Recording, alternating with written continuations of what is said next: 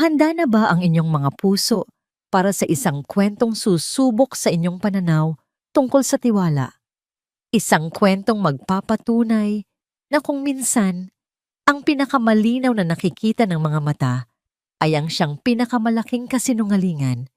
Sabi nila, ang tiwala ay parang isang babasaging salamin. Kapag ito'y nabasag, mahirap nang buuin. Ngunit paano kung ang tiwalang iyon ay hindi kailanman ibinigay? Paano kung sa simula pa lang, ang pundasyon ng isang relasyon ay binuo sa pagdududa? Halina't pakinggan natin ang kwento ni Dante at Luningning sa Ang Mga Matang Nakikita ang Lahat. Sa isang malamig at madilim na silid sa pinakapribadong bahagi ng mansyon ng mga Lagdameo, ang tanging liwanag ay nagmumula sa 20 monitor na sabay-sabay na nagpapakita ng bawat sulok ng kabahayan. Walang tunog na maririnig kundi ang mahinang ugong ng mga server at ang kontroladong paghinga ng lalaking nakaupo sa gitna ng lahat ng yon. Si Dante Lagdameo. Ang kanyang mga mata ay matalim na nakatuon sa isang particular na screen. Ang kamera na nakatago sa isang estante ng libro sa silid ng kanyang anak. Sa monitor, isang babaeng may simpleng ayos at mahabang buhok ang nakaupong nagbabasa ng kwento. Si Luningning Sandoval, ang bago nilang kasambahay. Katabi nito ang 5 taong gulang na si Sinag, ang kanyang kaisa-isang anak, na may bihirang ngiti sa mga ngalabi. Isang perpektong larawan, isang eksenang dapat magdulot ng kapayapaan sa puso ng isang ama. Ngunit para kay Dante, ito ay isang magaling na pag-arte, isang kalkuladong palabas. 3 linggo, bulong ng isip ni Dante. 3 linggo pa lang ang babaeng iyan dito, pero nagawa na niyang makuha ang loob ng lahat. Maging ang mga matatandang katulong na dekada nang nagsisilbi sa pamilya ay bilib sa kanya. At si Sinag, ang anak niyang mailap pa sa isang ligaw na ibon simula nang pumanaw ang ina nito, ngayon ay tila asong sunod ng sunod sa babaeng ito. Masyadong perpekto, masyadong mabilis. At sa mundo ni Dante, ang lahat ng masyadong perpekto ay paniguradong may itinatagong lamat. Biglang sumilid sa kanyang alaala ang isang imahe mula sa nakaraan, isang eksenang pilit niyang kinakalimutan, ngunit paulit-ulit na bumabalik na parang isang bangungot. Ang kanyang yumaong asawa, si Cassandra, na palihim na nakikipagkita sa isang lalaki sa isang mamahaling restaurant. Nakunan yon ng private investigator na inupahan niya. Ang sakit ng kataksilang yon, ang siyang nagtayo ng mga pader sa paligid ng puso ni Dante. Iyon ang dahilan kung bakit napuno ng mga nakatagong mata ang mansyong ito. Hindi na siya magpapalinlang pangmuli. Hindi na niya hahayaang may makapasok sa buhay nila ng kanyang anak para lamang sirain sila. Bumalik ang kanyang diwa sa kasalukuyan nang marinig niya sa maliit na speaker ang boses ni Luningning. O Sinag, tama na muna ang kwento. Oras na para sa hapunan. Napapanood niya, napapanood niya kung paano maingat na inalalayan ni Ning ang bata pababa sa sala. Sa dining table, isa pang milagro ang naganap. Isang milagrong 3 linggo na niyang nasasaksihan. Si Sinag, na dati kailangang pilitin para kumain kahit isang subo, ay kusang loob ng ngumuya ng gulay na inihanda ni Ning. Masarap po, Ate Ning, sabi ng bata. Isang matamis na ngiti ang isinukli ni Luningning. Isang ngiting hindi nakita ni Dante dahil nakatalikod ito sa pinakamalapit na kamera. Ngunit nakita niya ang epekto nito sa kanyang anak. Nakita niya ang pananabik sa mga mata ni Sinag. Imbes na matuwa, lalong umigting ang panga ni Dante. Isang magaling na aktres. Maya-maya pa'y may kumatok sa pinto ng security room. Si Manang Loida, ang kanilang mayordoma. Sir Dante, narito po si Ma'am Bianca. Tumangulang si Dante, hindi inaalis ang tingin sa mga monitor. Ilang sandali pa, bumukas ang pinto at pumasok si Bianca Altamirano, Ang nakababatang pinsan ni Cassandra. Maganda, sopistikada at laging may dalang mamahaling regalo para kay Sinag. Dante. Malaming na bati nito, inilapag ang isang paper bag mula sa isang kilalang toy store. Lumapit ito sa likuran niya at sinilip ang mga monitor. "You're doing it again." "I'm just being careful, Bianca." Tumingin si Bianca sa screen kung saan nag-uusap si Naning at Sinag. Isang maliit na ngisi ang gumuhit sa kanyang mga labi bago ito napalitan ng kunwari pag-aalala. "She's good. Masyadong magaling. You know, you have to be careful with people who are too good with kids." Sila yung kadalasang may hidden agenda. Ang mga salita ni Bianca ay parang gasolinang ibinuhos sa nagbabaga ng pagdududa ni Dante. Eksakto ang mga ito sa kung ano ang nasa isip niya. "I know," tipid na sagot ni Dante. Nang gabing iyon, matapos ihatid ni Bianca ang sarili palabas at matapos matulog si Sinag, muling bumalik si Dante sa kanyang santuaryo. Ang buong mansyon ay tahimik. Sinilip niya ang kamera sa kwarto ni Ning. Mahimbing itong natutulog. Sinilip niya ang kwarto ni Sinag. Payapa rin itong natutulog. Yakap ang librong binasa sa kanya ni Ning. Lahat ay nasa ayos, ngunit hindi mapakali si Dante. May kung anong bumubulong sa kanya na may mali. At doon, sa isang monitor na nakatutok sa pasilyo ng ikalawang palapag, nakita niya ito. Dahan-dahang bumukas ang pinto ng kwarto ni Luningning. Maingat itong lumabas, nakayapak para walang ingay. Nagpalinga-linga siya sa paligid na tila sinisigurong walang nakakakita. Napahigpit ang hawak ni Dante sa braso ng kanyang upuan. Ang kanyang puso ay nagsimulang tumibok ng mas mabilis. Sinundan ng mga mata ni Dante ang bawat galaw ng babae sa mga monitor habang palipat-lipat ang kuha ng kamera. Dumiretso ito.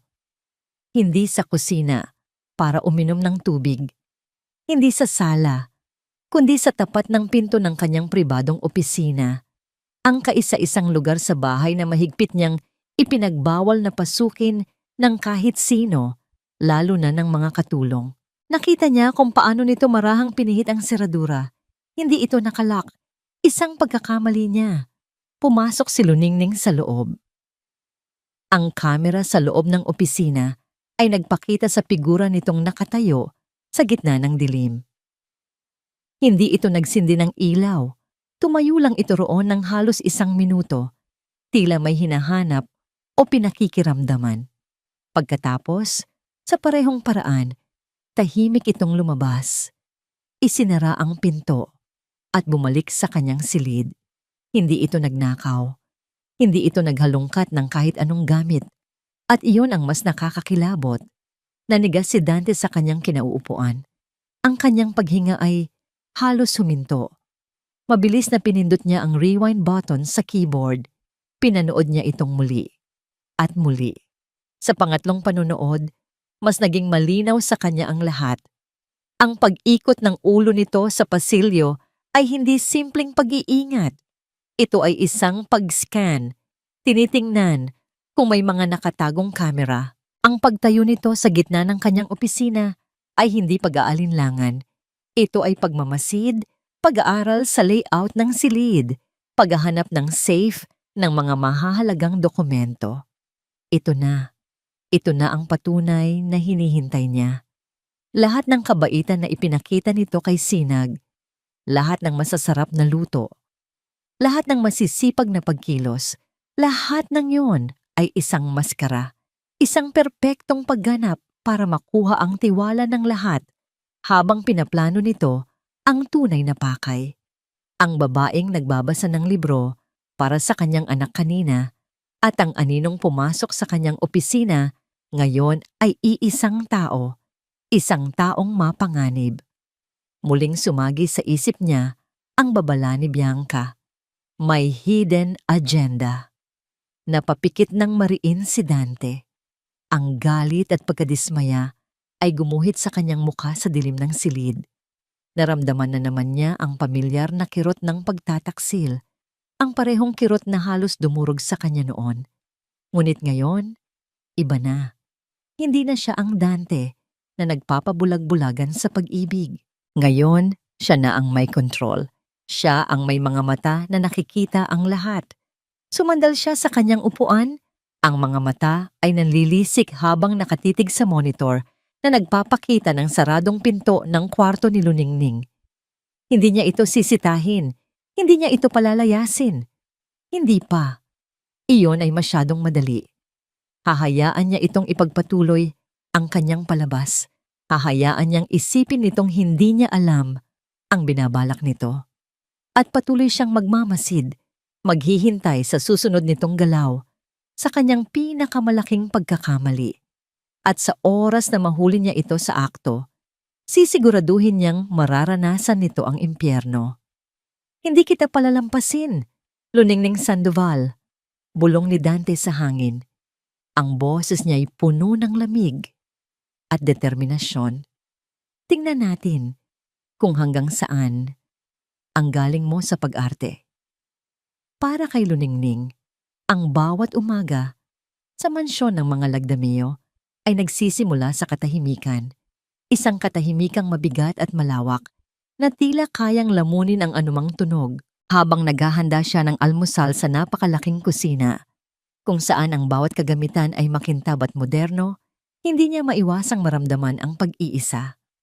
Ang bawat kalansing ng sandok sa kawali ay tila isinisigaw ang katotohanang siya ay isang dayo sa mundong ito ng karangyaan at kalungkutan.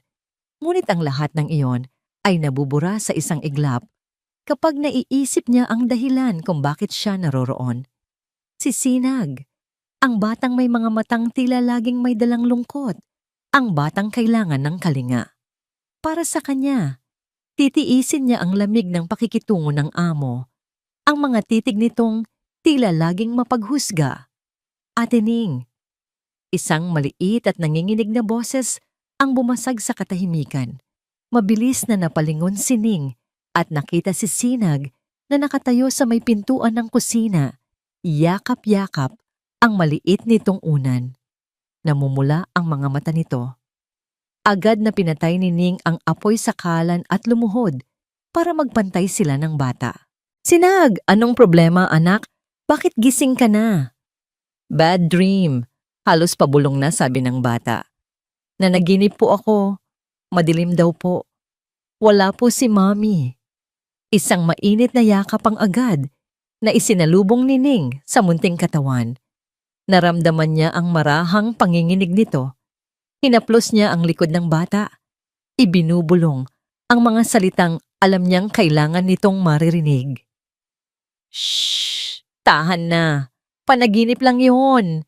Nandito si Ate Ning. Hindi kita iiwan. Ilang sandali silang nanatili sa ganoong posisyon.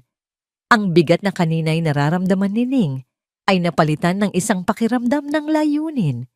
Ito ang misyon niya. Ang tuparin ang pangako niya sa yumaong ginang. Ang siguraduhing hindi mararamdaman ni Sinag na nag-iisa ito sa mundo. Nang humiwalay ang bata sa yakap, may bahagyang nangiti sa abaim nginginin na sa mga labi nito. Ang pag-asang yon sa mga mata ni Sinag ang nagsisilbing lakas ni Ning. Matapos ang almusal, habang naglalaro si Sinag sa garden kasama ang isa pang katulong, sinimulan ni Ning ang paglilinis sa ikalawang palapag.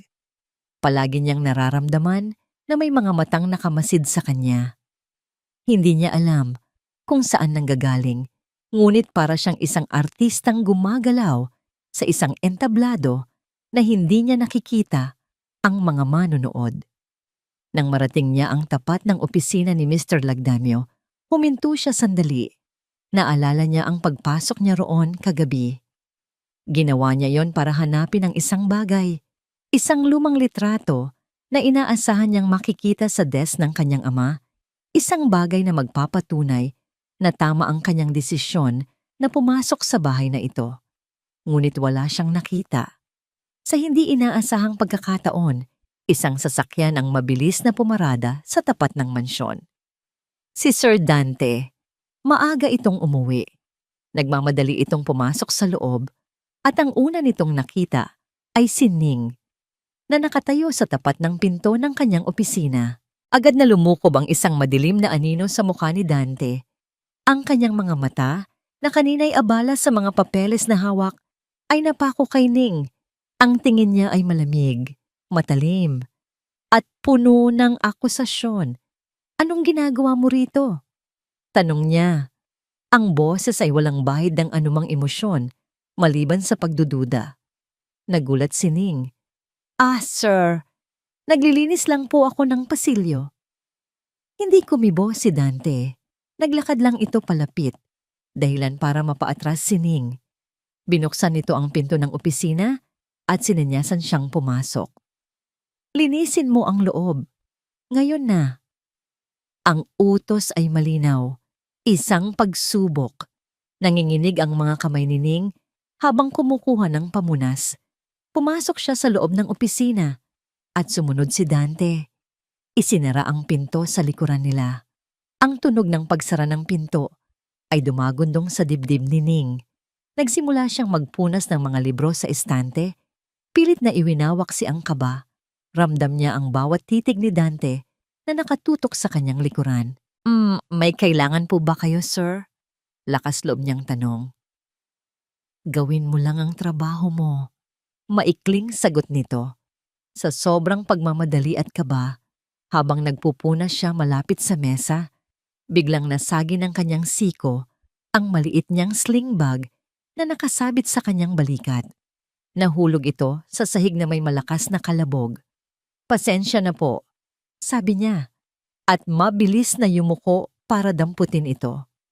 Ngunit sa pagkakabagsak, bumukas ang zipper ng kanyang pitaka na nasa loob ng bag, at mula roon, isang bagay ang dumulas palabas sa makintab na sahig na gawa sa narira. Isang luma at kupas ng litrato. Bago pa man ito maabot ni Ning, isang pares ng mamahaling sapatos na gawa sa balat ang huminto sa mismong tapat nito. Dahan-dahang yumuko si Dante at dinampot ang litrato. Natahimik ang buong silid, tanging ang paghinga nilang dalawa ang maririnig. Tinitigan ni Dante ang larawan. Naroon ang isang mas batang bersyon ng kanyang ama. Nakangiti. Katabi ang isang babaeng kahawig na kahawig ni Luningning. Itinaas ni Dante ang kanyang tingin mula sa litrato patungo sa namumutlang mukha ni Ning. Ang kanyang mga mata ay naningkit, puno ng yelo at nag-aapoy na hinala. Ang pagkakahawak niya sa litrato ay napahigpit. Hinawakan ni Dante ang litrato. Ang kanyang boses ay mahina ngunit mabigat na parang bakal. "Sino ka? Bakit nasa iyo ang litratong ito ng ama ko?" Ang hangin sa loob ng opisina ay tila biglang kumapal at naging mahirap hingahin. Si Luningning ay nakatayo na parang estatwa. Ang kanyang mga mata ay nakatuon sa litratong hawak ng kanyang amo. Ang bawat tibok ng kanyang puso ay isang malakas na dagundong sa kanyang dibdib. "Ina ko po yan, sir." Mahinang sagot niya. Ang boses ay bahagyang nanginginig. "Si Martha Sandoval po." Matagal na po siyang pumanaw. Hindi natinag ang titig ni Dante. At anong kinalaman niya sa ama ko? Yumuko si Ning, hindi makatingin ng diretso.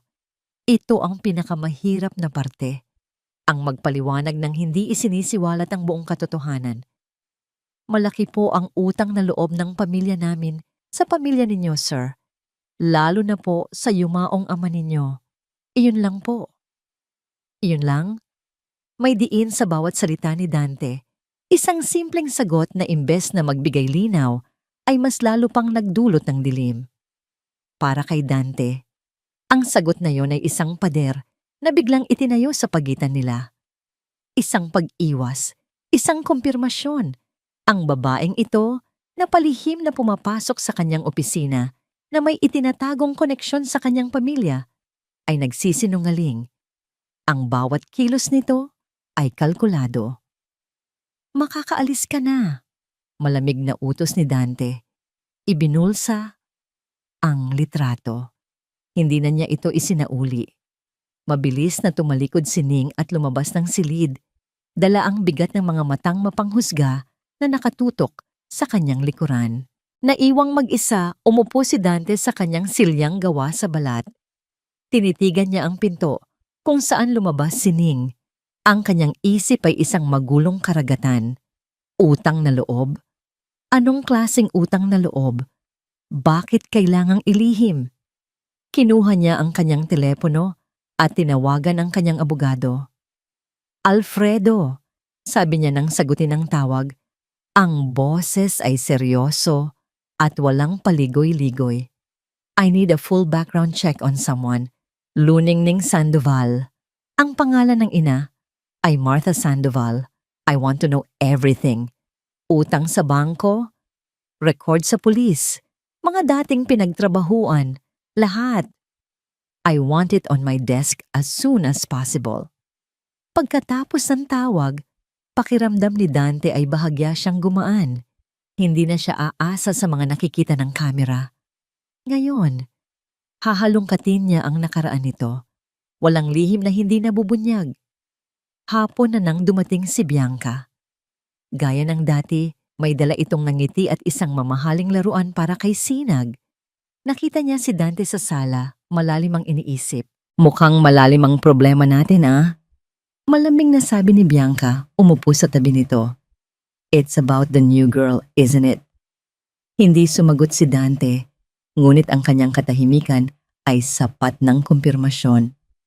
Habang naglalaro si Sinag sa hindi kalayuan, biglang hinubad ni Bianca ang suot niyang kumikinang na diamond bracelet. Ang sikip naman nito, nakakairita, reklamo niya, at ipinatong ito sa ibabaw ng glass coffee table. Anyway, I have to go. May meeting pa ako. I'll see you and Sinag tomorrow, okay? Hinalikan niya si Dante sa pisngi at umalis. Nagpatuloy si Dante sa pagtatrabaho sa kanyang laptop, nalunod sa mga numero at email. Halos hindi napansin ang paglipas ng oras. Makalipas ang halos 1 oras, nagring ang kanyang telepono. Si Bianca. Dante! Ang boses sa kabilang linya ay puno ng pagkasindak. Oh my God, Dante! Yung bracelet ko, yung diamond bracelet ko, naiwan ko yata dyan sa coffee table. Agad na napatingin si Dante sa mesa. Wala na roon ang pulseras. Wala dito, Bianca. Ano? Sigurado ka? Diyan ko lang yan pinatong. Alam na alam ko. Oh my God, that was a gift from my mom. Tumaas ang boses nito, nagiging hysterical. Sa sino bang naglilinis dyan sa sala kanina? Siya lang naman. Yung bagong katulong, di ba?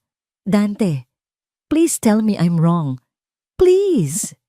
Ang mga salita ni Bianca ay parang mga palasong tumusok sa utak ni Dante. Agad siyang tumayo at nagmarcha papunta sa kanyang security room. Ang dugo niya ay kumukulo. Ito na yon. Mabilis niyang pinaplayback ang recording ng kamera sa sala. Nakita niya ang eksena kung saan iniwan ni Bianca ang pulseras. Pagkatapos, umalis si Bianca. Pumasok si Ning para maglinis ng alikabok. Lumapit ito sa coffee table. At doon, biglang nagkaroon ng static ang video. Puting ingay at kulay abo ng mga linya ang pumuno sa screen sa loob ng halos 30 segundo. Pagbalik ng signal, malinis na ang mesa at wala na si Ning. Napamura si Dante. Hindi ito ordinaryong system glitch. Ito ay sinadya. Isang jammer. O may kasabwat na pumutol ng signal. Profesional ang gumawa nito. Dante? Anong nangyayari? Tanong ni Bianca sa telepono na hindi pa niya naibababa. The footage. It was corrupted. Sagot ni Dante. Ang boses ay puno ng pinipigilang galit. Isang sandali ng katahimikan. Pagkatapos, sinabi ni Bianca ang mga salitang magiging mitya ng apoy. Ang boses niya ay kunwariing nag-aalangan. Dante, I hate to say this pero have you checked her room? Para lang makasiguro. Para lang din na maklear ang pangalan niya. Kung sakali. Ang mungkahi ay parang isang lason na may matamis na pambalot. Hindi na nag-isip si Dante. Ang lahat ng piraso ng palaisipan ay nagkabit-kabit na sa kanyang isip. Ang pagpasok sa opisina. ang litrato, ang pekeng kwento tungkol sa utang na loob. At ngayon, ito. Naglakad siya palabas ng security room. Ang bawat hakbang ay mabigat. Dumiretso siya sa kwarto ng mga katulong sa ibabang palapag. Hindi siya kumatok. Pinihit niya ang seradura at marahas na binuksan ang pinto. Ang silid ni Ning ay simple at malinis. May iilang damit na nakatupi sa isang sulok. Isang maliit na Biblia sa ibabaw ng mesa. Normal. Masyadong normal. Naglakad si Dante papunta sa kama. Ang puso niya'y dumadagundong, hindi sa kaba, kundi sa galit at kasiguraduhan. Itinaas niya ang unan. At doon, sa ilalim nito, nakasalalay sa puting punda, ang diamond bracelet ni Bianca. Kumikinang ito sa ilalim ng liwanag ng bumbilya, tila isang ahas na nagbabadya ng kasalanan. Isang hatol. Nang tawagin ni Dante si Luningning sa sala, agad niyang naramdaman ang bigat sa hangin. Ang paraan ng pagtawag nito sa kanyang pangalan ay iba. Walang emosyon. Ngunit may talim na tila kayang humiwa. Nakatayo roon si Dante. Ang likod ay tuwid na tuwid. Ang mukha ay parang isang maskarang gawa sa bato. Sa likuran nito, bahagyang nakatago sa dilim ng pasilyo, ay si Bianca. Ang mga mata nito ay puno ng nag-aalab na tagumpay na pilit itinatago sa ilalim ng isang pekeng awa.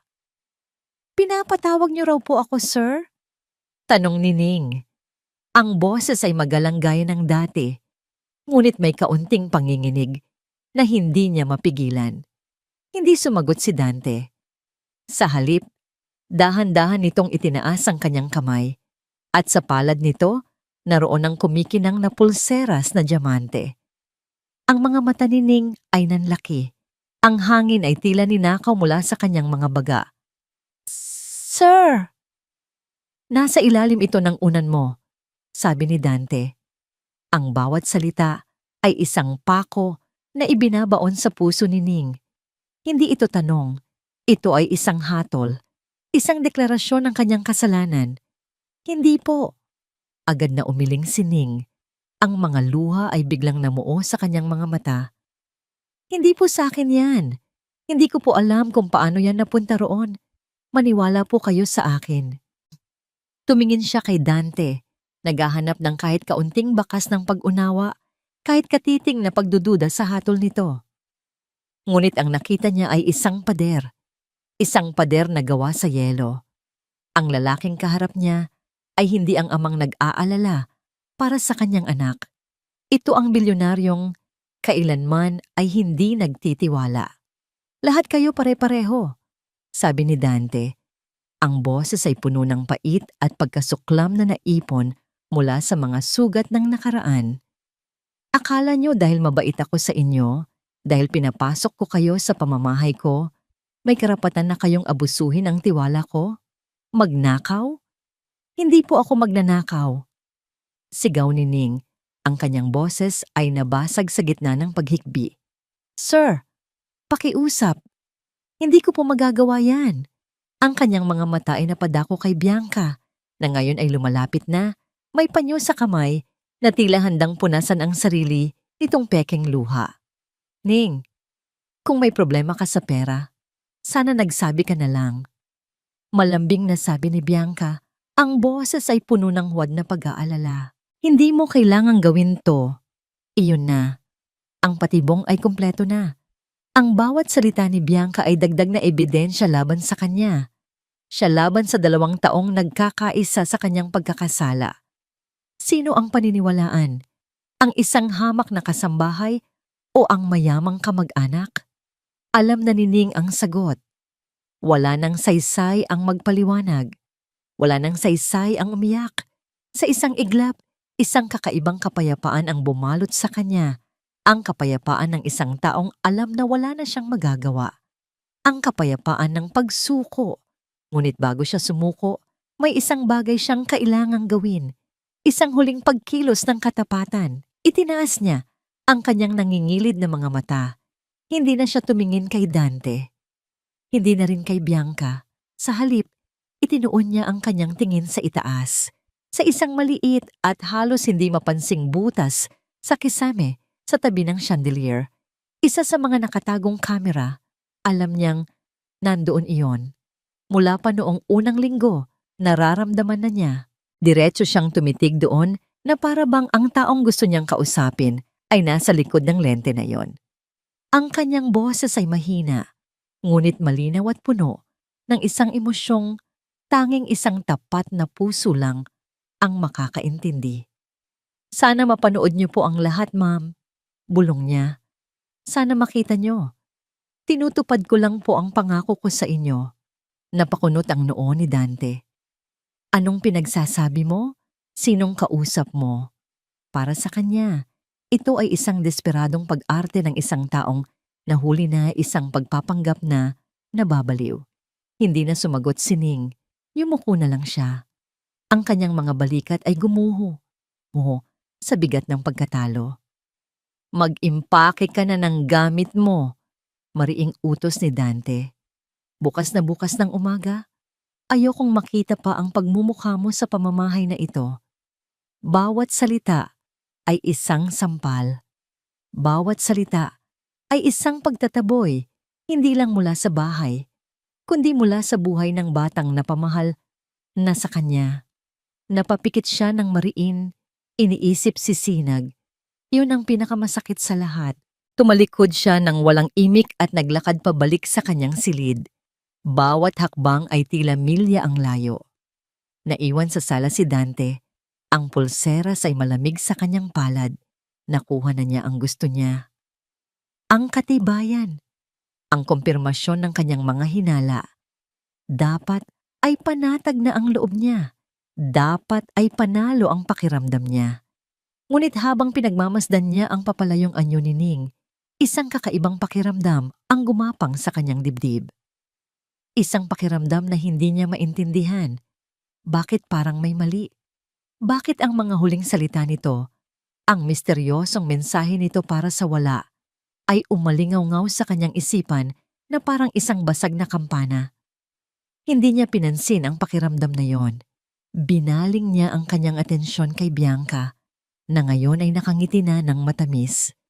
It's for the best, Dante. You and Sinag are safer now.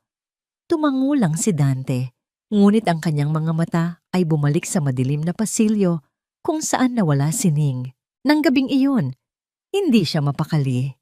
Sinubukan niyang matulog, ngunit ang imahe ng mukha ni Ning, ang itsura ng lubos na kawalan ng pag-asa at ang mga salita nitong, "Tinutupad ko lang po ang pangako ko sa inyo," ay paulit-ulit na naglalaro sa kanyang isip. Sino si Ma'am? Anong pangako? Dahil sa hindi na makatiis, bumangon siya mula sa kama. Nagtungo siya sa kanyang security room, ang lugar kung saan nagsimula ang lahat. Uupo lang sana siya para muling panoorin ang huling eksena, ngunit isang ideya ang biglang pumasok sa kanyang isip. Isang ideyang halos kabaliwan, ngunit hindi niya mapigilan. Hindi niya pinanood ang recording mula kanina. Sa halip, binuksan niya ang archived files. Nag-scroll siya pabalik, linggo, buwan, taon. Huminto siya sa mga petsa bago pumanaw si Cassandra, ang kanyang asawa. Pumili siya ng isang random na file at pinindot ang play. At doon, sa luma at medyo malabong video, nagsimula siyang manood. Hindi niya alam kung ano ang hinahanap niya. Siguro ay gusto lang niyang patunayan sa sarili na ang lahat ng pagdududa niya ay may basihan, na ang pagtataksil ay laging nariyan, nag-aabang. Ngunit ang gabi ay mahaba, at ang mga lumang video ay may itinatagong mga lihim na higit pa sa kanyang inaakala. Ang security room ay naging isang silid ng paglilitis, at si Dante ang tanging hukom, piskal at manonood. Ang kanyang mga daliri ay mabilis na gumalaw sa keyboard. Ang mga mata ay nakapako sa screen. Ang kanyang layunin ay simple. Hanapin ang pinakaunang patunay ng pagtataksil ng kanyang asawa. Gusto niyang ipaalala sa sarili kung bakit tama ang kanyang desisyon na huwag magtiwala kanino man. Natagpuan niya ang file. Ang petsa ay nakatatak sa kanyang isipan na parang isang mainit na bakal. 2 taon na ang nakalipas. Ang video na sumira sa kanyang mundo. Pinindot niya ang play. Nandoon na naman ang pamilyar na eksena sa isang mamahaling restaurant. Si Cassandra, ang kanyang asawa, ay halatang ninenerbiyos. Pagkatapos ay dumating ang isang lalaking nasa edad 40. May dalang portfolio. Umupo ito sa tapat ni Cassandra. Sa daan-daang beses na pinanood ni Dante ang video na ito, palagi niyang pinuputol sa puntong yon. Ang makita lang silang magkasama ay sapat na para sa kanya. Ang kanilang mga seryosong mukha, ang kanilang mga palihim na tingin. Sa isip niya, iyon ay pag-uusap ng dalawang magkasintahan na nagpaplano ng kanilang pagtakas. Ngunit ngayong gabi, dahil sa mga salita ni Ning na umuukil-kil sa kanyang isip, hindi niya ito pinatay. Hinayaan niya itong umandar. Hinanap niya ang orihinal na file mula sa private investigator, ang bersyong may kasamang audio na hindi niya kailanman pinakinggan dahil sa takot sa maririnig. Pinindot niya ang play at itinaas ang volume. Humanda siya sa mga salita ng pagtataksil, ngunit ang narinig niya ay, "Ayon sa mga doktor, Mrs. Lagdamio, kailangan ninyong iwasan ang stress," sabi ng lalaki. Ang boses ay professional at puno ng pag-aalala. Sumagot si Cassandra. Ang boses ay mahina ngunit matatag. "Kaya ko nga ito ginagawa, Attorney Santos. Kailangan kong ayusin ang aking huling habilin-bilin, lalo na ang tungkol sa guardianship ni Sinag." "Attorney, huling habilin?" Napatigil sa paghinga si Dante. Ang kanyang puso ay nagsimulang tumibok na parang tambol. "Hindi ko lubos na pinagkakatiwalaan si Bianca." Pagpapatuloy ni Cassandra. "Mahal niya si Sinag, alam ko. Pero may ambisyon siya, attorney, at takot ako para sa anak ko. Kaya pakiusap, hanapin niyo po siya para sa akin, ang anak ni Aling Martha. Ang dati naming labandera sa probinsya. Siya lang ang naiisip kong may sapat na pusong mag-aaruga sa anak ko ng walang kapalit. Martha." Martha Sandoval. Ang pangalan ay tumama kay Dante na parang kidlat. Ang babae sa litrato, ang ina ni Luningning. Nanginginig ang mga kamay ni Dante habang mabilis na nag-scan sa iba pang mga video file mula sa linggong iyon. Ang investigator na inupahan niya ay naging masugid. May isa pang video, 1 linggo pagkatapos ng pag-uusap sa restaurant. Ang lokasyon, isang maliit at simpleng coffee shop. Nandoon si Cassandra, mas payat, mas maputla. At ilang sandali pa, isang dalagitang babae ang pumasok. Mahiyain, simple, at may mga matang puno ng respeto at kaba. Nag-zoom in si Dante, bumagsak ang kanyang panga. Si Luningning, mas bata, pero walang duda, siya iyon. Pinakinggan niya ang kanilang pag-uusap. Narinig niya ang nanginginig na boses ng kanyang asawa habang ipinapaliwanag nito ang kanyang sakit at ang kanyang takot para sa kinabukasan ni Sinag.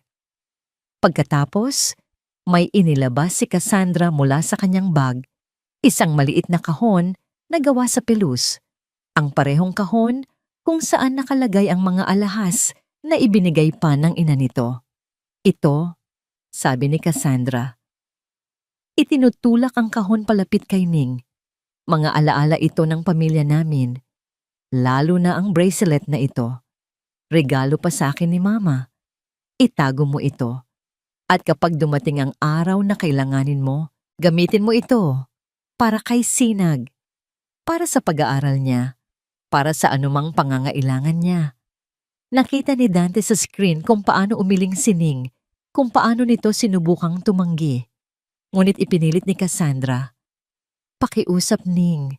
Tanggapin mo at ipangako mo sa akin." Sabi ni Cassandra, ang mga mata ay nangingilid sa luha. "Ipangako mo sa akin, kahit anong mangyari, alagaan mo ang anak ko. Bantayan mo siya. Huwag mo siyang pababayaan." Napanood ni Dante kung paano tumango si Luningning. Ang sarili nitong mga luha ay dumadaloy na sa kanyang mga pisngi. Napanood niya kung paano nito inilagay ang kamay sa ibabaw ng kamay ng kanyang asawa. Isang taimtim na pangako sa pagitan ng dalawang babae. Tinutupad ko lang po ang pangako ko sa inyo. Ang mga salita ay bumalik sa kanya, hindi na bilang isang misteryo, kundi bilang isang matalim na patalim na tumusok ng diretso sa kanyang puso. Ang buong katotohanan ay bumuhos sa kanya na parang isang malamig na talon. Ang pagtataksil na 2 taon niyang pinaniwalaan ay isang kasinungalingan. Ang kanyang asawa ay hindi nagtaksil.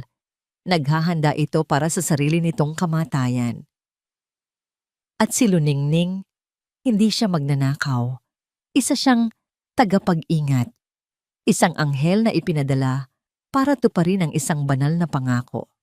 Ang isip niya ay mabilis na bumalik sa kasalukuyan. Ang nawawalang bracelet, ang nasirang footage, mabilis niyang binuksan ang recording mula kanina. Pinanood niya ang bawat galaw ni Bianca, ang paglapag ng pulseras, ang pag-alis nito. Nakita niya kung paano ito naglakad papunta sa pasilyo. Isang pasilyo kung saan matatagpuan ang main circuit panel ng mga kamera. Nawala ito sa view ng kamera sa loob ng 30 segundo. Ang eksaktong haba ng oras kung kailan nasira ang signal. Si Bianca ang nagplano ng lahat. Alam niya ang tungkol sa paranoia ni Dante. Alam niya kung paano ito gamitin. Siya ang nagtanim ng pulseras. Siya ang sumabotahe ng recording. Siya ang nagbigay ng huling tulak para mahulog si Dante sa bangin ng paghatol. Napapahawak si Dante sa kanyang ulo, ang kanyang mundo ay gumuho. Ang pundasyon ng kanyang galit, ang kuta ng kanyang pagdududa, lahat ay gawa-gawa lamang, isang malaking kasinungalingan. Sa gitna ng kanyang pagkasira, ang kanyang mga mata ay napadako sa mga live monitor. Automatiko niyang pinindot ang kamera na nakatutok sa silid ni Luningning. Ang imaheng bumungad sa kanya ay isang tanawing habambuhay niyang pagsisisihan. Nakaluhod sa sahig si Luningning, sa tabi niya ay isang luma at gutay-gutay na bag. Dahan-dahan niyang tinutupi ang kanyang iilang damit. Bawat galaw ay mabigat. Bawat sandali ay puno ng sakit. Ang kanyang mga balikat ay nanginginig sa bawat tahimik na paghikbi na pilit niyang pinipigilan. Nang bahagya siyang lumingon, nasinagan ng ilaw ang kanyang mukha. Isang mukha na basang-basa sa luha, isang larawan ng dalisay at lubos na kalungkutan. Ang babaeng pinagbintangan niya, ang babaeng hinusgahan niya, ang babaeng sinaktan niya ng walang kalaban-laban. Sa sandaling iyon, ang makapangyarihang si Dante Lagdameo, ang taong nagtayo ng mga pader para protektahan ang kanyang sarili, ay naramdaman ang pagguho ng lahat. At sa ilalim ng mga guhong iyon, natagpuan niya ang sarili, nawawala, at nag-iisa sa gitna ng kasalanang siya mismo ang gumawa. Ang pagsikat ng araw ay nagdala ng liwanag sa mansyon, ngunit para kay Dante, ang dilim ay nasa loob niya. Magdamag siyang hindi natulog, binabasa at pinapanood ng paulit-ulit ang katotohanang sinampal sa kanya ng mga lumang video. Ang bawat paghikbi ni Luningning na napanood niya sa monitor ay isang karayom na tumutusok sa kanyang konsensya. Umaga na, ang oras ng pag-alis ni Ning. Mabilis siyang bumaba mula sa security room. Naabutan niya ito sa may pintuan, bit-bit ang luma nitong bag. Nakayuko ito, handa ng lisanin ang bahay na naging kulungan at tahanan niya sa maikling panahon. Ang kanyang anyo ay isang larawan ng tahimik na pagtanggap sa isang malupit na kapalaran. Tumayo si Dante sa harap niya, hinarangan ang kanyang daan. Nag-angat ng tingin si Ning. Ang mga mata ay bahagyang namamagapa, ngunit walang bakas ng galit, tanging pagod at kalungkutan. "Sir, aalis na po ako," sabi niya. Ang boses ay halos hangin na lang. 1,000 salita ang gustong kumawala sa bibig ni Dante. "Patawarin mo ako. Nagkamali ako. Biktima lang tayong lahat." Ngunit walang lumabas. Ang kanyang lalamunan ay tila pinipiga ng hiya at pagsisisi. Tinitigan niya ito ng matagal, isang titig na puno ng mga emosyong hindi niya masabi. Pagkatapos ng ilang sandali ng nakabibinging katahimikan, isang salita lang ang nagawa niyang bitawan. "Huwag!" Nagulat si Ning. Napakunot ang kanyang noo sa pagkalito. "Po? Manatili ka muna," dagdag ni Dante. Ang boses ay garalgal at formal pa rin, ngunit wala na ang dating lamig. Hindi niya kayang sabihin ang dahilan, hindi pa ngayon. Mabilis siyang tumalikod at naglakad paalis. Iniwan si Ning na nakatayo sa may pintuan. Mas lalo pang naguluhan kaysa dati. Mula sa kanyang opisina, na ngayon ay nagsisilbi na ring bagong security room, pinanood ni Dante ang araw na lumipas sa pamamagitan ng kanyang mga kamera. Ngayon, iba na ang kanyang pananaw. Ang bawat kilos ni Ning ay hindi na kilos ng isang espiya, kundi kilos ng isang anghel. Ang pag-aalaga nito kay Sinag, ang pasensya nito, ang nangiti nito, lahat ay totoo. At lahat ng iyon ay muntik na niyang wasakin. Kinahapunan, dumating si Bianca, may ngiti ng isang reyna na nanalo sa isang digmaan. Ngunit ang nangiting iyon ay agad na naglaho nang makita niya si Ning na naghahain ng merienda para kay Sinag sa kusina. Anong ginagawa pa niya rito? Gulat na tanong ni Bianca kay Dante na nasalubong niya sa pasilyo. "I told her to stay," matigas na sagot ni Dante. Napanood ni Dante sa kamera kung paano pumasok si Bianca sa kusina. Ang muka ay puno ng pagkainis. Nagtimpla ito ng kape. Habang nakatalikod si Ning para kumuha ng baso, sinadya ni Bianca na padaanin ang kanyang kamay na may hawak na tasang puno ng kumukulong kape malapit sa braso ni Ning.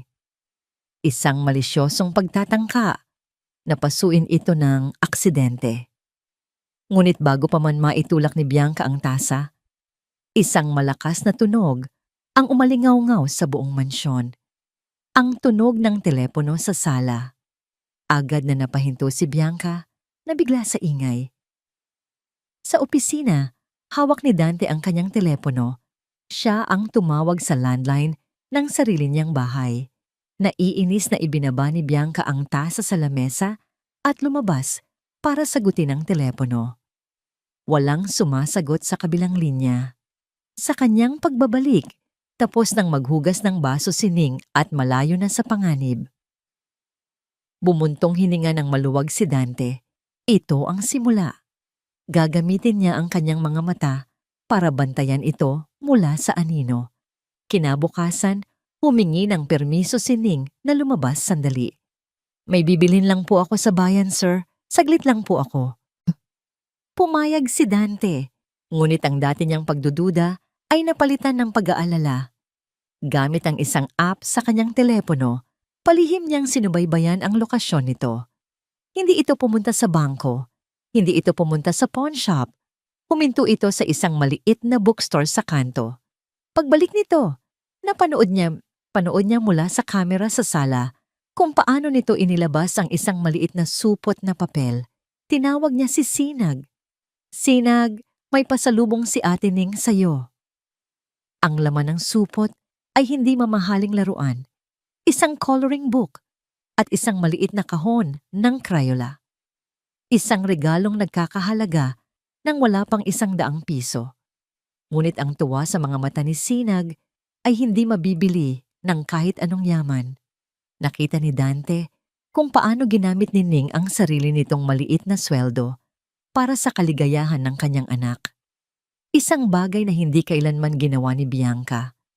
Isang mainit at hindi pamilyar na damdamin ang gumapang sa puso ni Dante. Paghanga, pagsisisi, at isang bagay pa na hindi niya mapangalanan. Nang gabing iyon, isang bagay na hindi na niya ginawa. Sa loob ng 2 taon ang kanyang ginawa. Sa halip na kumain mag-isa sa kanyang opisina, bumaba siya, umupo siya sa hapagkainan, sa tapat ni Luningning at sa tabi ni Sinag. Natahimik ang lahat. Si Ning ay hindi makagalaw sa gulat. Si Sinag naman ay tuwang-tuwa. "Daddy! Sabay tayo kakain. Masayang sabi ng bata. Oo, anak, sagot ni Dante. Ang mga mata ay nakatuon kay Ning. Ang hapunan ay puno ng awkward na katahimikan na binabasag lang ng masayang pagkukwento ni Sinag tungkol sa kanyang bagong coloring book. Ngunit sa ilalim ng katahimikang yon, may nagbabago. Nakita ni Dante kung paano sinandukan ni Ning ng kanin si Sinag, kung paano nito hinihipan ang mainit na sabaw. Nakita niya ang isang pamilyang siya mismo ang sumisira.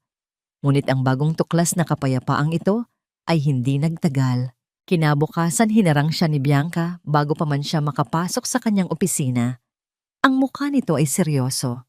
Ang mga kamay nito ay may hawak na isang brown na folder. Dante, we need to talk. Sabi nito, ang boses ay puno ng pekeng pagmamalasakit. Ilang araw na akong hindi mapakali, kaya gumawa ako ng sarili kong investigasyon. Inilatag niya ang folder sa mesa ni Dante. Ang laman nito ay mga pekeng dokumento, mga gawa-gawang testimonya. Ang pamilya Sandoval ay may record ng estafa sa probinsya nila. Sabi ni Bianca, itinuturo ang isang papel. Ang modus nila, papasok bilang katulong, kukunin ang tiwala ng amo, at pagkatapos ay nanakawan sila. Dante, ginagamit lang niya si Sinag. Tinitigan ni Dante ang mga papel, pagkatapos ay tumingin siya kay Bianca. Nakita na niya ang laro nito. Nakita na niya ang kasinungalingan sa mga mata nito. Ngunit nagpanggap siyang naguguluhan. Nakita ni Bianca ang kanyang pag-aalinlangan at itinodo na ang kanyang huling baraha. Lumapit ito. Ang boses ay desperado at mapanumbat. Ano pa ba ang kailangan mo, Dante? Nahuli na natin siya. Kitang-kita na ang ebidensya. Sino ba ang paniniwalaan mo? Ako, na pamilya mo, na nagmamalasakit sa inyo. O ang katulong na yan? Itinayo ni Bianca ang pader sa kanilang pagitan at binigyan si Dante ng isang pagpipilian, isang ultimatum. Mamili ka, Dante. Para kay Luningning, ang mga huling araw sa mansyon ay isang palaisipan. Ang biglaang pagbabago sa pakikitungo ni Sir Dante, ang hindi pagpapatuloy ng pagpapalayas sa kanya, ang pagsabay sa hapunan, ay isang misteryong hindi niya maintindihan. May isang bahagi sa kanya na umasa. Umasa na marahil, sa wakas, ay nakita nito ang katotohanan, na marahil may puwang para sa tiwala, sa pusong matagal nang nababalot ng yelo. Ngunit ang bawat kislap ng pag-asang iyon ay agad na pinapatay ng nagniningas na galit sa mga mata ni Bianca. Nararamdaman ni Ning ang tensyon sa tuwing magkikita silang tatlo. Ito ay isang digmaang walang salita, isang labanan ng mga titig at pahiwatig. At alam niya, sa kaibuturan ng kanyang puso, na siya ang nasa gitna. Siya ang dahilan. Nang hapong iyon, habang nag-aayos siya ng mga halaman sa hardin, hindi niya sinasadyang marinig ang pagtatalo mula sa bahagyang nakabukas na bintana ng opisina ni Dante. Hindi ko maintindihan, Dante. Bakit narito pa rin siya? Ang boses ni Bianca ay matinis at puno ng pagkadismaya.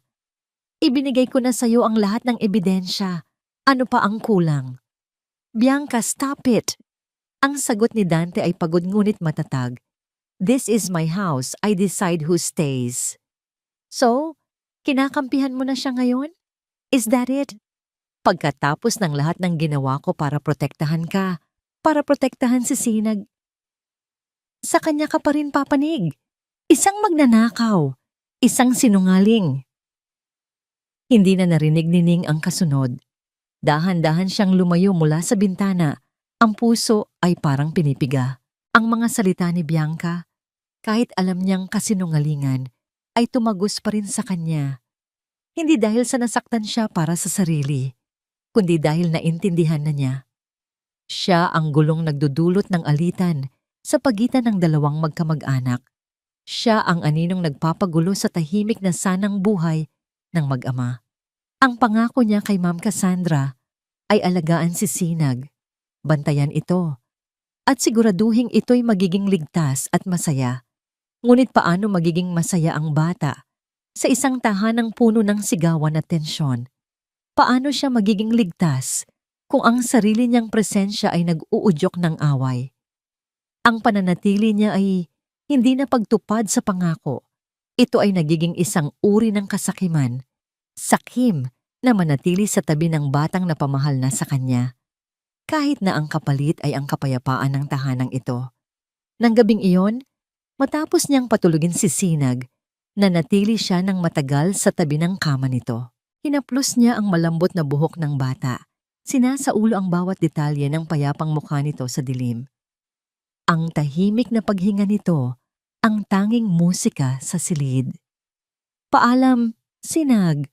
Bulong niya. Isang patak ng luha ang pumatak mula sa kanyang mata at bumagsak sa kumot. Tuparin mo ang mga pangarap ni mami mo, ha?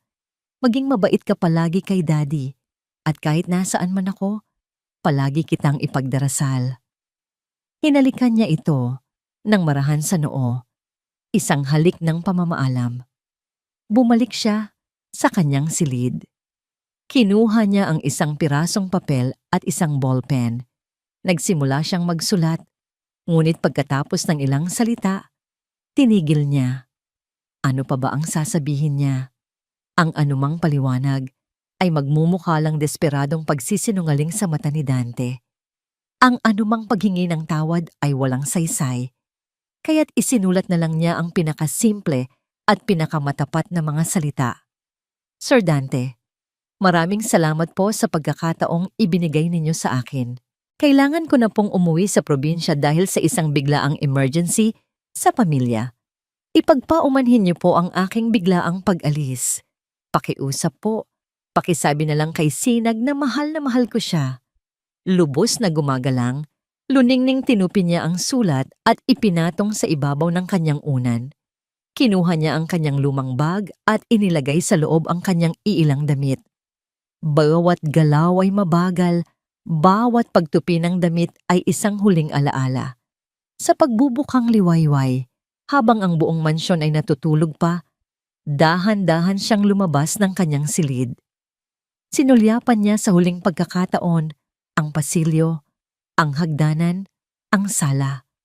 Bawat sulok ay may alaala. Ang unang nangiti ni Sinag, ang unang hapunan kasama si Dante, ang bigat ng mga akusasyon. Pagdating sa malaking pintuan, huminto siya. Huminga siya ng malalim. Pinipigilan ang sarili na lumingon pabalik. Ang paglingon ay tanda ng pag-aalinlangan at buo na ang kanyang desisyon. Binuksan niya ang pinto at humakbang palabas, patungo sa malamig na hangin ng madaling araw. Isinara niya ito nang marahan sa kanyang likuran. Ang mahinang pag-click ng seradura ay siyang tunog ng pagsasara ng isang kabanata sa kanyang buhay. Samantala, sa itaas, si Dante ay kalalabas lang mula sa isang mahabang pakikipagtalo kay Bianca. Napagod na siya, nasukol na siya. Ngunit sa wakas, nagawa na rin niyang paalisin ito. Ngayong gabi, tatapusin na niya ang lahat ng pagpapanggap. Sasabihin na niya ang buong katotohanan kay Ning. Hihingi siya ng tawad. Magsisimula silang muli sa tamang paraan. Puno ng bagong pag-asa. Naglakad siya patungo sa pasilyo ng mga katulong. Kakatukin na sana niya ang pinto ng silid ni Ning. Ngunit may napansin siya.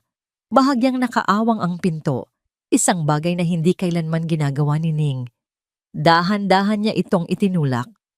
Ang bumungad sa kanya ay isang tanawing nagpahinto sa pagtibok ng kanyang puso. Ang kama ay maayos na. Ang mga gamit ay wala na. Ang silid ay walang laman. Malinis na para bang walang sino mang tumira roon. Ang tanging naiwan ay isang nakatuping piraso ng papel sa ibabaw ng mesa. Nanginginig ang mga kamay na kinuha niya ito. Binuksan. Binasa. Ang bawat salita sa sulat ay isang suntok sa kanyang sikmura. Ang bawat pangungusap ay isang pag-amin sa kanyang pinakamalaking pagkakamali. Hinayaan niya itong mangyari. Hinayaan niyang itaboy ng kanyang pagdududa at ng kasinungalingan ni Bianca ang kaisa-isang taong nagdala ng liwanag sa kanilang madilim na tahanan. Wala na siya. Umalis na si Luningning. Isang nakabibinging katahimikan ang bumalot sa walang lamang silid. Para kay Dante, ang katahimikang yon ay mas maingay kaysa sa pinakamalakas na sigaw. Hawak niya ang sulat. Ang papel ay lukot na sa higpit ng kanyang pagkakahawak. Ang bawat salita, emergency sa pamilya, bigla ang pag-alis, ay isang malinaw na kasinungalingan. Isang magalang na paraan para sabihing, sumusuko na ako, ayoko na. Isang pakiramdam ng pagkawala ang biglang bumaha sa kanyang sistema. Mas malakas at mas masakit pa kaysa noong inakala niyang nagtaksil ang kanyang asawa. Dahil noon, galit ang kanyang naramdaman. Ngayon, ang nararamdaman niya ay pagsisisi. Isang malalim at walang hangganang pagsisisi. Daddy? Ang maliit na boses ni Sinag ang pumutol sa kanyang pagkatulala. Nakatayo ang bata sa may pintuan, kinukusot ang mga mata, halatang kagigising lang. Nasaan po si Ate Ning? Hindi po siya yung gumising sa akin.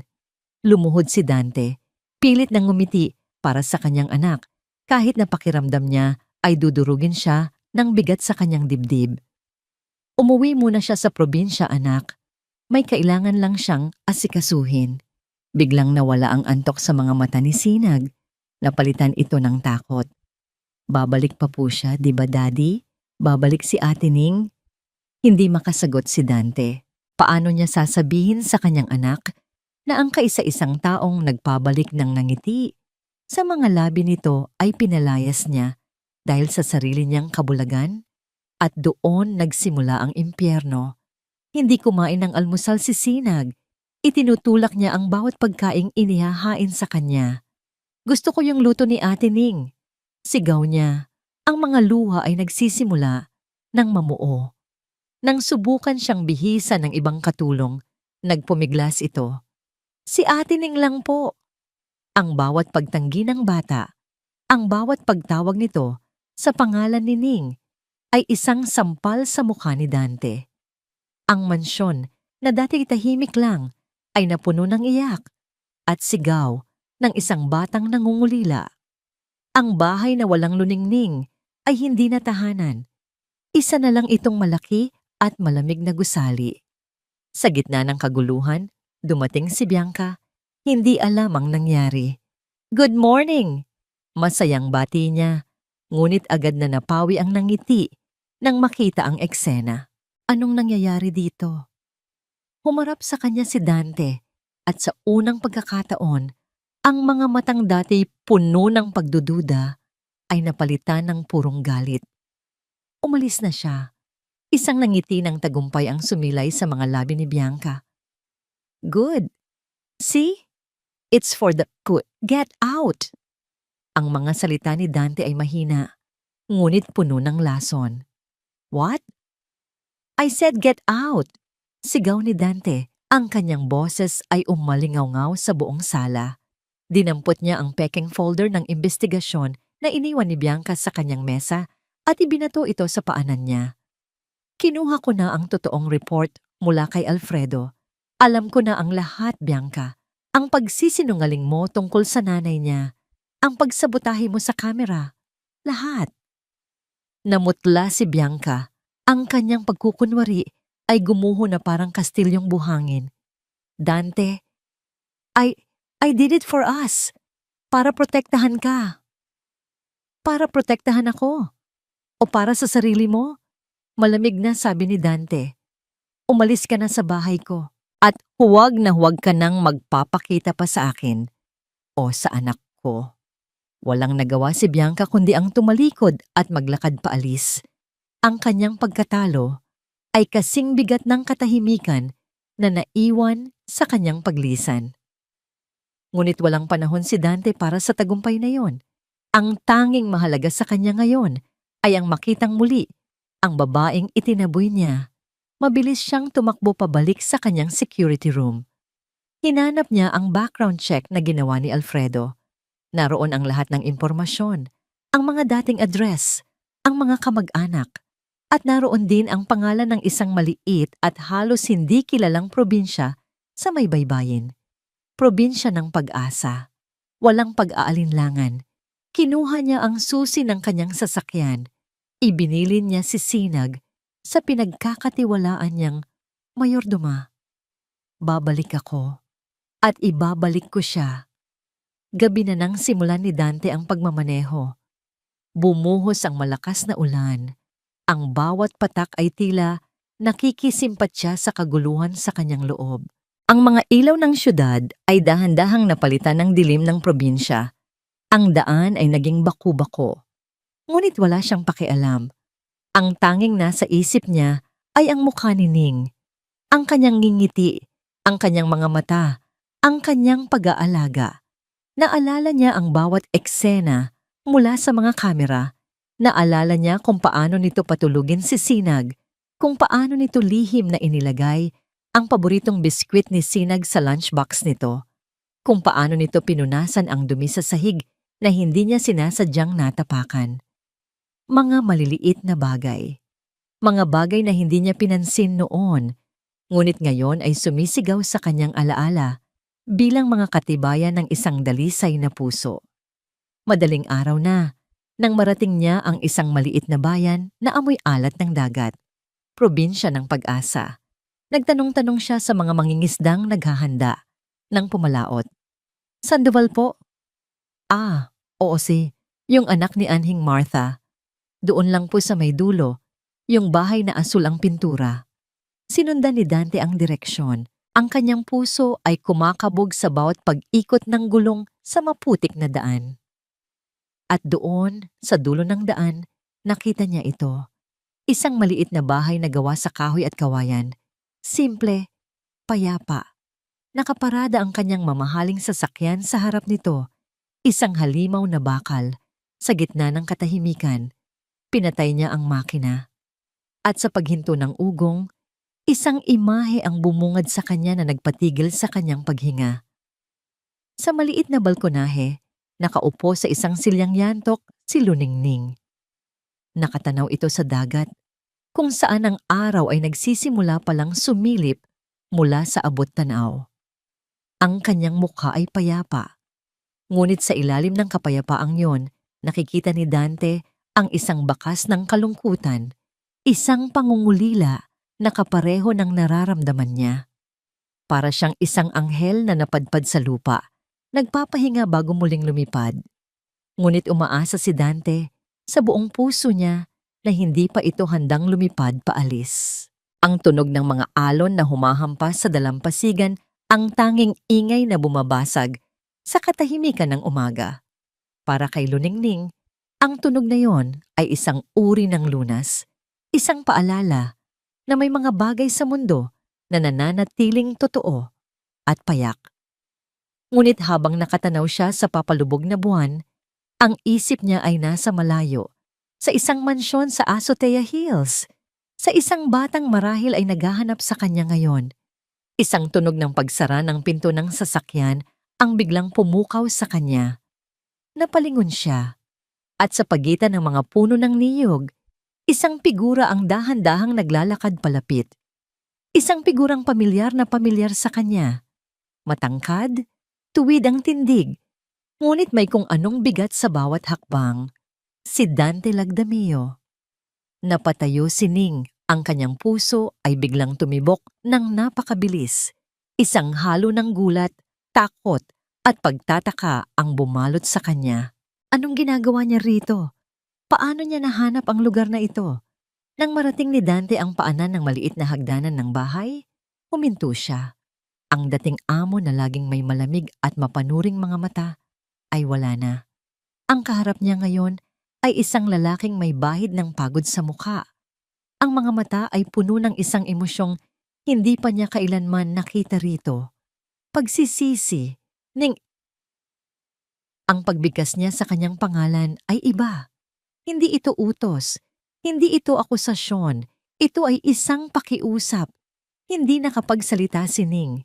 Nanatili lang siyang nakatayo. Ang mga kamay ay mahigpit na nakakapit sa barandilya. Patawad, basag na sabi ni Dante. Ang dalawang salitang iyon ay tila nagmula sa kaibuturan ng kanyang kaluluwa. Patawarin mo ako, Ning. Sa lahat.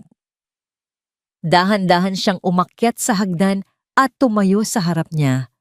Ang agwat sa pagitan nila ay maliit na lang, ngunit para itong isang bangin na puno ng mga masasakit na salita at maling akala.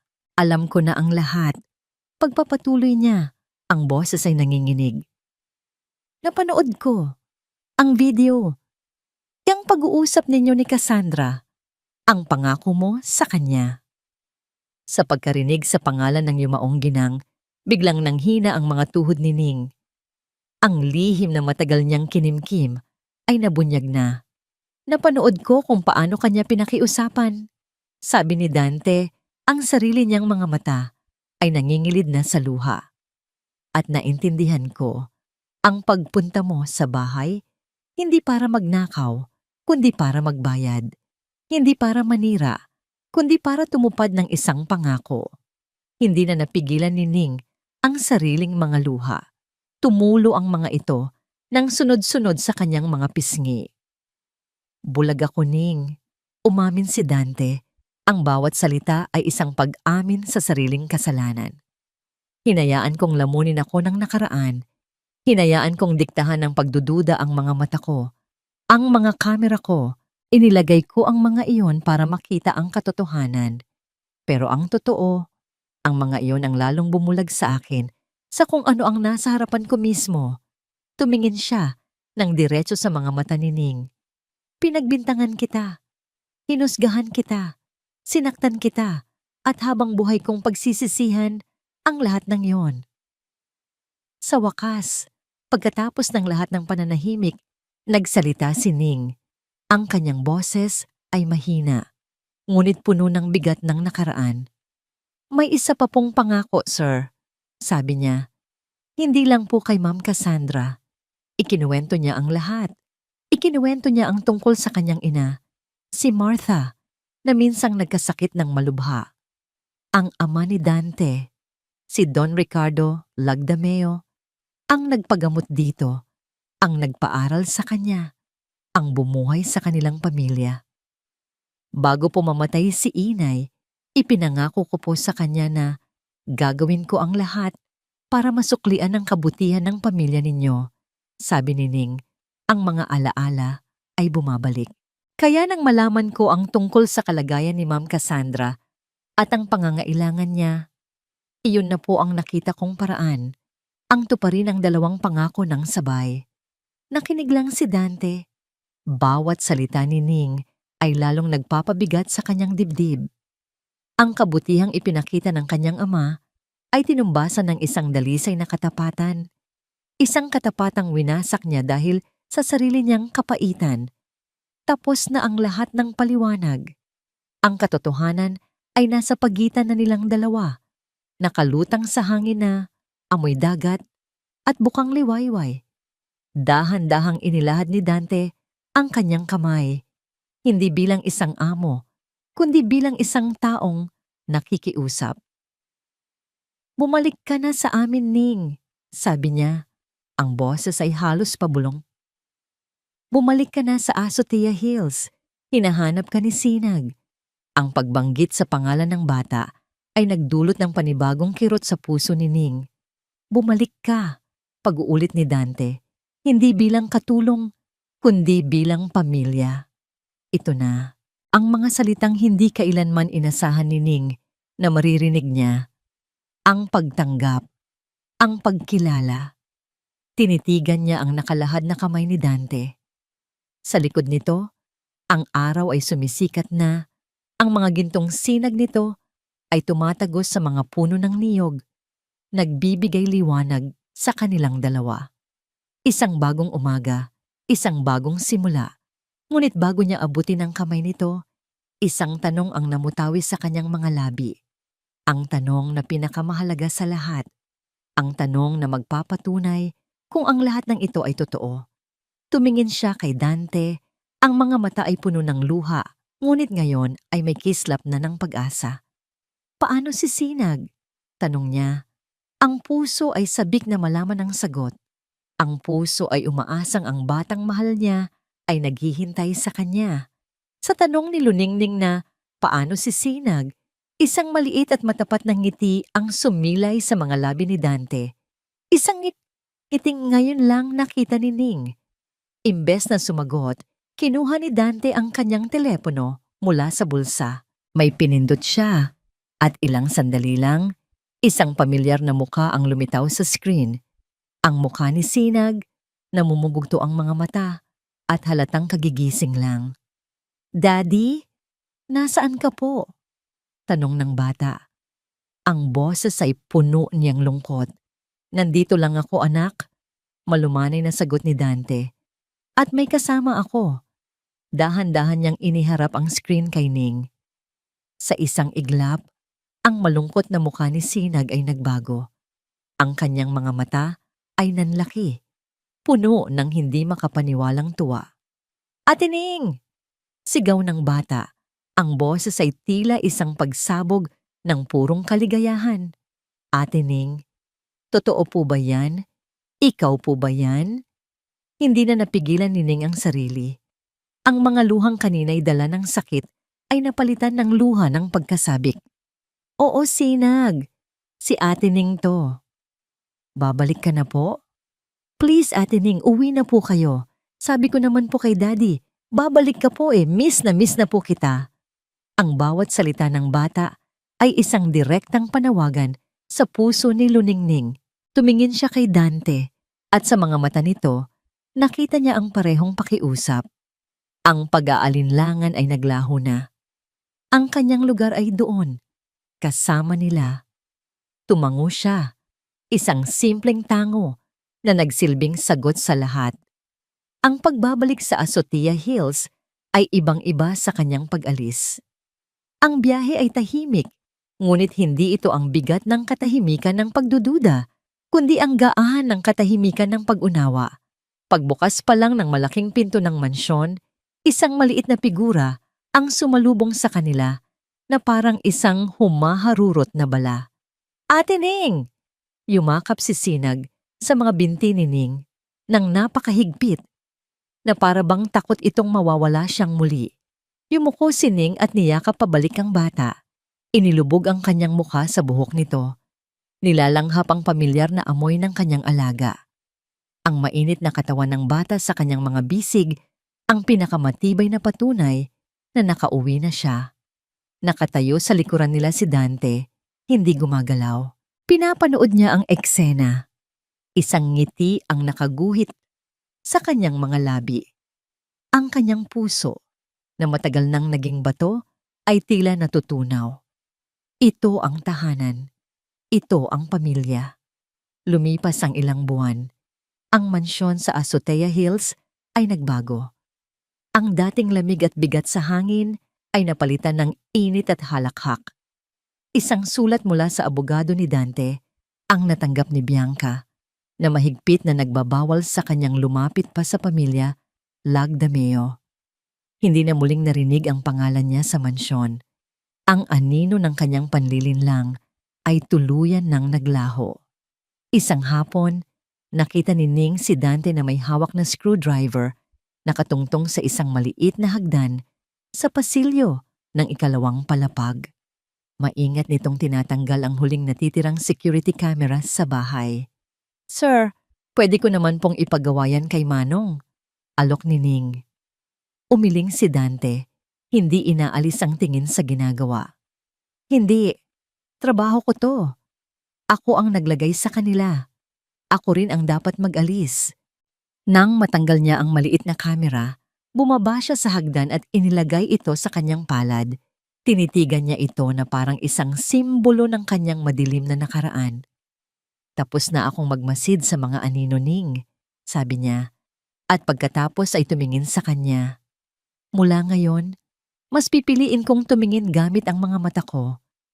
Mas pipiliin kong magtiwala gamit ang puso ko. Isinara niya ang kanyang palad. Ikinulong ang kamera sa loob at kasabay nito, isinara na rin niya ang kabanata ng kanyang buhay na puno ng pagdududa. Ang huling eksena ay naganap sa hardin, sa ginintuang liwanag ng papalubog na araw. Si Sinag ay tumatakbo sa damuhan, hinahabol ang mga paru-paro, ang kanyang tawa ay sumasabay sa ihip ng hangin. Nakaupo sa isang bench si Ning at Dante. Magkatabi, pinapanood ang bata. Tingnan mo siya, bulong ni Dante, puno ng paghanga. He's a different kid now. Hindi po siya nagbago, sagot ni Ning, isang matamis na ngiti sa kanyang mga labi. Maselang po siya ulit. Inabot ni Dante ang kamay ni Ning. Ang kanyang palad ay mainit at magaspang, ngunit ang pagkakahawak nito ay puno ng seguridad at pangako. Hinawakan ito ni Ning pabalik. Sa pagdaan ng mga taon, natutunan ni Dante Lagdameo na ang pinakamahalagang yaman sa mundo ay hindi ang mga gusali na kanyang itinayo o ang perang kanyang naipon. Ang tunay na yaman ay ang mga sandaling tulad nito, ang payapang hapon, ang halakhak ng isang anak, at ang tahimik na presensya ng isang babaeng nagturo sa kanya kung paano muling magtiwala. Nawala man sa kanya ang isang minamahal, natagpuan naman niya ang kanyang sinag, ang kanyang anak, ang tanglaw ng kanyang buhay. At sa tabi nito, natagpuan niya ang kanyang luningning, ang babaeng nagdala ng kislap at liwanag pabalik sa kanilang madilim na mundo. Isang pamilyang binuo hindi ng dugo, kundi ng mga pangakong tinupad, tiwalang muling natagpuan, at pag-ibig na naghilom sa lahat ng sugat. At dito nagtatapos ang kwento ni Dante, Luningning, at ng kanilang munting sinag. Mula po sa kaibuturan ng aking puso, isang taos-pusong pasasalamat sa inyong paglalakbay kasama namin. Salamat sa bawat minutong inilaan ninyo upang pakinggan ang kanilang istorya, sa pagtawa at pagluha kasama sila, at sa pananabik sa bawat susunod na kabanata. Habang isinusulat ang kwento ni Dante at Ning, sila ay naging higit pa sa mga tauhan lamang. Sila'y naging salamin ng mga totoong sakit, pag-asa at pag-ibig na nararanasan nating lahat. Naging isang paalala na kung minsan ang pinakamalaking hadlang sa ating kaligayahan ay ang mga pader na tayo mismo ang nagtayo sa paligid ng ating mga puso. Naway baunin ninyo ang kanilang aral na ang tiwala ay hindi hinahanap sa ebidensya, kundi itinatanim sa puso, na ang pagpapatawad ang tanging susi na kayang magbukas muli ng pinakasaradong pinto. At higit sa lahat, na laging may pag-asang naghihintay para sa mga pusong hindi sumusuko sa pagmamahal. Kung may isang eksena o linya na tumatak sa inyong puso, huwag po kayong mag-atubiling ibahagi ito sa comment section sa ibaba. Ang bawat saloobin ninyo ay isang mahalagang regalo para sa amin. Muli, maraming salamat po. Hanggang sa ating susunod na pagkikita sa panibagong paglalakbay ng puso.